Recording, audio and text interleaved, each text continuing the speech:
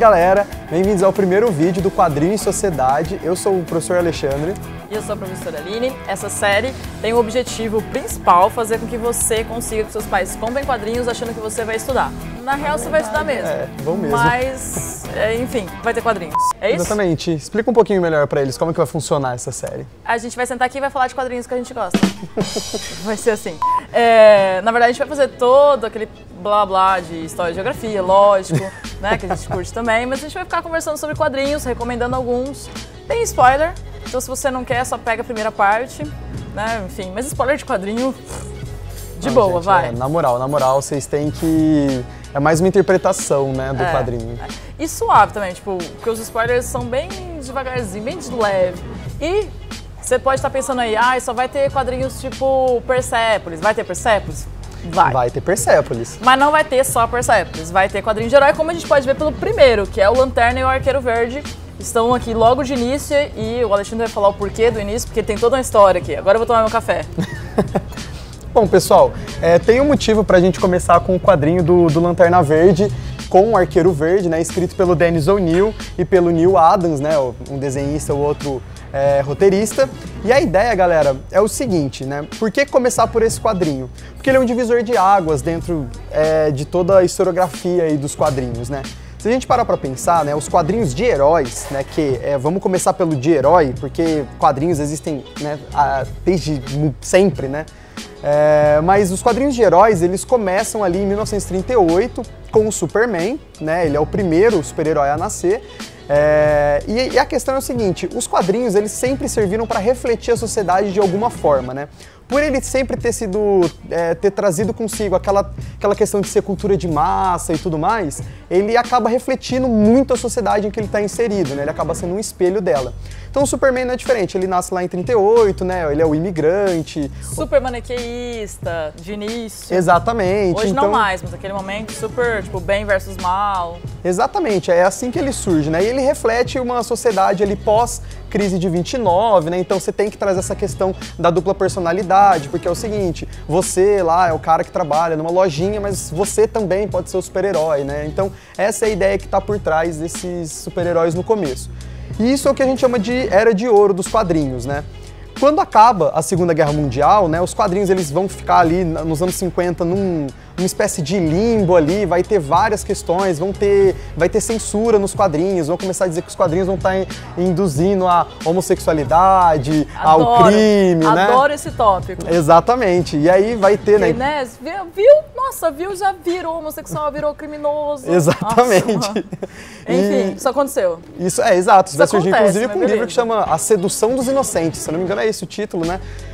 Vai ser um livro que vai falar, olha, os quadrinhos eles induzem a criminalidade, a homossexualidade, todas essas questões aí. Mas aí, nos anos 60, surge o Stan Lee, né, e o Jack Kirby, principalmente, com a fase de prata dos quadrinhos, né? Vai surgir o Homem-Aranha, vai surgir o Quarteto Fantástico, vai surgir os X-Men, já com uma conotação política, né? Os X-Men ali representando Martin Luther King e o Malcolm X, até mesmo dentro do Homem-Aranha, né? Já começa a sair um pouco do maniqueísmo, ele é um herói que tem que pagar conta, né? Coisa que os outros heróis nunca tiveram que fazer. Me identifiquei ali. Exatamente. Então eles trazem para essa pegada um pouco mais adolescente, mais com dramas mais reais, né? E aí, quando surge esse quadrinho aqui do Arqueiro Verde e do Lanterna Verde, a gente tem o início do que seria ali a fase de bronze, porque são quadrinhos que rompem completamente com essa ideia de maniqueísmo, né? Eles vão botar questões éticas e morais ali muito sérias, e isso é muito bacana. Isso ainda vai se desenvolver, vai chegar no ápice quando a gente tem a era moderna dos quadrinhos, né, que é a que a gente vive aí até hoje e que se iniciou lá nos anos 80 com autores como Alan Moore, Neil Gaiman, Frank Miller. A gente mais vai discutir, né? Exatamente. Até mesmo porque é essa fase que vai fazer com que a galera olhe com outros olhos para os quadrinhos, né? A gente vai ter uma série de intelectuais discutindo quadrinhos. Humberto Eco é um dos principais deles, né? Só para citar, assim. E aí, a partir daí, a gente vai ter quadrinho de tudo. É a partir daí que a gente vem quadrinhos sobre aqueles que a gente até comentou no começo. Persepolis, sobre o Iêmen, sobre... o Maus, né, que é bem famoso, Segunda Guerra. Quadrinhos que você acha bem inocentes, mas na verdade tem uma série de questões que refletem a sociedade, que é mais complexa, que está discutindo outros temas, né? Isso tudo vai aparecer, e vai aparecer, claro, durante a série. Mas a gente pode colocar aí como um marco mesmo esse quadrinho aqui do Lanterna Verde, que ele vai ser lançado ali nos anos 70, né? Na verdade, em 1970, e que ele tem um compilado de tudo aquilo ali que aconteceu nos anos 60, geração baby boomer, movimentos de contracultura, tudo isso tá de alguma forma aqui nesse quadrinho, né? Então, por exemplo, logo de início, assim, ele compila umas 5 histórias, esse daqui, mas na verdade é uma era que vai ter uns 10, 15 quadrinhos escritos pelo Neal Adams com o Dennis O'Neil. E a questão é o seguinte, o interessante da primeira história aqui é que nessa primeira história, né, já começando assim, a gente tem o Lanterna Verde, né, sobrevoando a cidade de Nova York, se eu não me engano. E aí o que acontece é o seguinte, né, ele vê um adolescente empurrando um cara de terno. Aí ele vai lá, repreende o adolescente e tudo mais. Quando aparece, nesse momento, o Arqueiro Verde fala o seguinte, cara, você repreendeu o adolescente, você nem sabe a história. E aí ele vai contar qual é a história. E aí essa parte já vem aqui pra Geografia Total.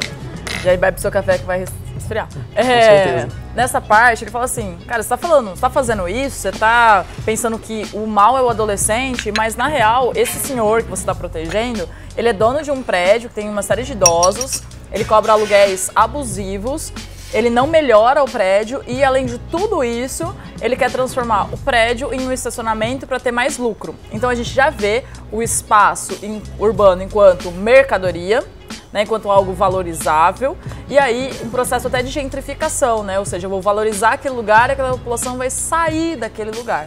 Né? O Arqueiro Verde coloca em xeque essa questão e aí o Lanterna fica assim, mas o meu slogan maior é o mal sucumbirá à minha presença. Só que ele começa a se questionar que mal é esse, e o quadrinho inteiro é esse questionamento, que mal é esse.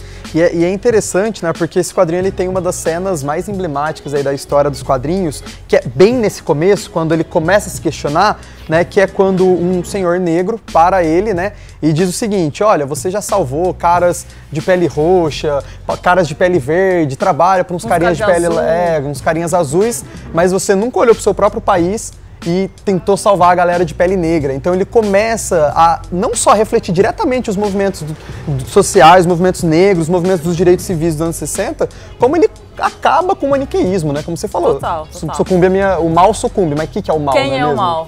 Exato. E a partir daí, ele é meio que desafiado ali a fazer todo um roteiro pelos Estados Unidos.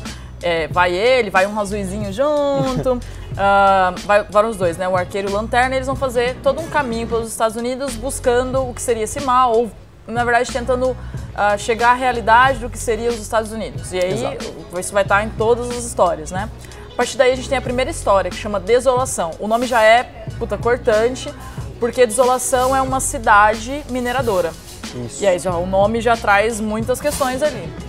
E você sabe que no contexto de mineração a gente tem uma população que depende da empresa, que apesar de ser explorada pela empresa, muitas vezes defende a empresa, né? Vai acontecer uma pequena revolta ali em Desolação e acaba que o Arqueiro e o Lanterna Verde vão começar a compreender essa questão do o que é o mal. O mal é o dono daquela propriedade, o mal é um dos caras que se revolta, mas na verdade era pago pelo patrão para enganar os operários. Quem é o mal? E aí eles começam a desenhar essa história a partir de Desolação. Tem uma parte muito legal, que é o conceito que eu sempre digo aqui no personal, de lugar. Ele tá bem marcado, porque eles falam assim, a situação não tá boa, só que esse é o nosso lugar, ou seja, é aqui que a gente se identifica, porque aqui é a nossa casa, né? Nós dependemos da mineração. Exato. Então tudo isso vai acabar aparecendo. Não canso de lembrar da relação disso, que não tem nada a ver nesse momento, mas disso com Mariana, né, em Minas Gerais, ou Bento Rodrigues, em que as pessoas perderam o seu lugar e algumas defenderam a empresa porque dependiam dela. Então é a mesma relação que vai aparecer já há muito tempo antes desse E é uma livro. questão bem interessante que ele joga aqui, que é justamente o seguinte, pela lei, a terra era dos donos lá, do minerador, né? Só que aí ele começa, o Lanterna Verde fala, né? Não, é a lei, né? A gente tem que seguir a lei, a gente tem que seguir a justiça, né? É o grande a linha desse quadrinho, né? Mas até que ponto a lei e a justiça tão certas, né? Porque se a gente parar pra pensar, é o icônico exemplo, né? A escravidão já foi assegurada por lei, né? Hoje em dia a gente vê no caso dos Estados Unidos a questão do armamentismo, que ele é seríssimo lá, sempre tem vários problemas, mas é assegurado por lei. Então, pensando que o Lanterna Verde, inclusive, faz parte da Liga da Justiça, né? Você começa... essas ambiguidades vão aparecendo, esses conflitos. Passando por Desolação, eles já vão chegar numa outra comunidade, aí vai misturar com indígenas, com fanatismo. A gente tem duas histórias ali que vão falar muito sobre a propriedade da terra, sobre os indígenas, sobre o direito indígena nos Estados Unidos. Claro, tem muitos paralelos que a gente consegue traçar para o Brasil, mas tem um ponto, um personagem que é bem marcado ali, que é um cara extremista, fanático, né? Que ele vai acabar convencendo as pessoas de que existe uma raça que seria pura e os outros que deveriam ser destruídos. Então isso vai acabar aparecendo bem emblemático, a gente consegue lembrar de todos os movimentos do passado e do presente que são extremistas, totalitaristas, né? Exatamente. Acho que ele vai seguindo por esse meio até chegar na última parte sobre o meio ambiente, né, Ali? Porque o quadrinho, né, ele é uma road trip, né? Ele pega a estrada e vão entrando e descobrindo todos os problemas dos Estados Unidos, né?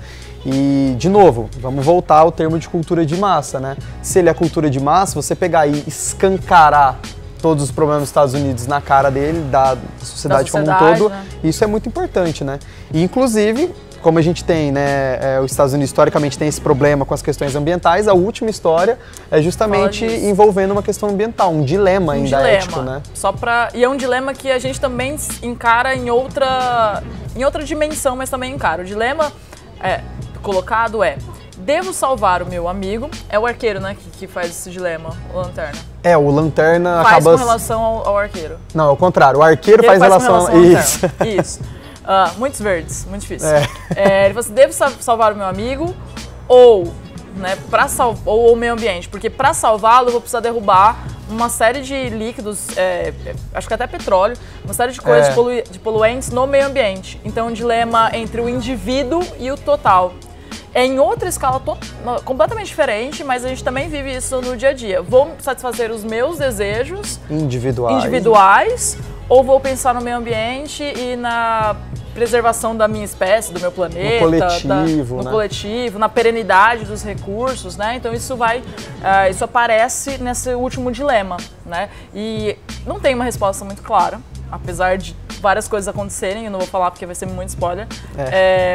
Tem uma resposta, mas não muito clara, ela deixa a questão um pouco aberta pra gente. Interessante, porque aí a gente percorreu muitos caminhos nos Estados Unidos, né? Desde a mineração, desde a comunidade indígena, da propriedade privada, da urbanização, chegando até essa última questão do meio ambiente, que hoje está super em alta. Exatamente. Então, assim, ele é um quadrinho que ele consegue abordar todas essas questões e, assim, algumas vezes, né, ele se retrata a realidade dos Estados Unidos de maneira indireta, às vezes mais direta. Tem momentos aqui que ele cita, olha, perdemos 2 homens decentes, e aí no fundo tem uma foto gigantesca do Kennedy, né, do John Kennedy, e uma foto gigantesca do Martin Luther King, né? Então, perdemos 2 homens decentes. É essa sociedade que a gente quer, né? Ainda mais pensando que eles já estavam inseridos num contexto Nixon, né, quando o quadrinho é publicado. Então é isso, é um quadrinho que ele quebra qualquer maniqueísmo, que ele confronta a realidade, e aí a gente pode terminar, né, pensando na questão que o Humberto Eco mesmo traz no livro dele, né? Que menino culto. Que essa cultura de massa, ela é apocalíptica, né, a gente tem que deixar ela de lado, ou a gente deve integrar? Né, a gente tem que trazer pra gente. Eu acho que esses vídeos já tem um pouco a nossa resposta, né? Se a gente fez uma série de quadrinhos de sociedade. Acho que a resposta já tá aí. Bom, é isso. De minha parte, um grande abraço e eu espero que eu veja vocês na próxima vez. Eu não vou ver, na verdade, vocês entenderam. Vocês que vão ver. Não. Bom, galera, então é isso. Espero que vocês tenham gostado. Espero que vocês acompanhem a série até o final. Ele vai mandar curtir e comentar. Curte aqui embaixo, se inscreve aqui em cima, não é assim? Não sei. A gente tá se acostumando. Mas faz isso, porque o patrão vai gostar. Bom, galera, muito obrigado. Até mais.